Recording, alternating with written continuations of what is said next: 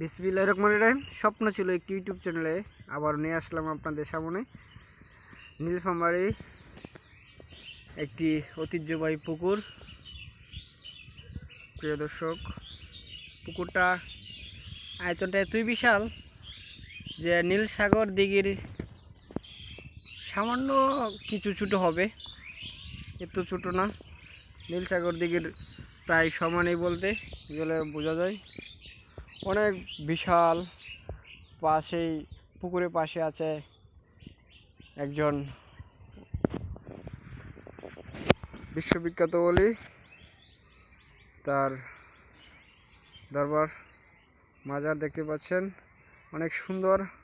এখানে জিয়ারত করে আসলাম, অনেক মনটা প্রশান্তি হলো, অনেক ভালো লাগছে জিয়ারত করার পরে।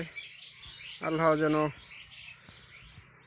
আমাদেরকে পাপ মুক্ত করে তার উসিলায়। এটা হলো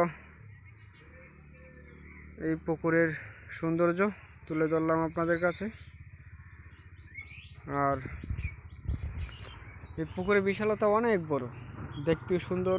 পাশে যে বিশ্ববিখ্যাত ওলি, তার দরবারখানা আছে, মাজার আছে। মাজারে জিয়ারত করলাম, মনটা খুব প্রশান্তি লাগছে। এটা হলো পুকুর, অনেক সুন্দর। আশা দেখে যাবেন আপনারা নীলফামারী। ধন্যবাদ আপনাদের।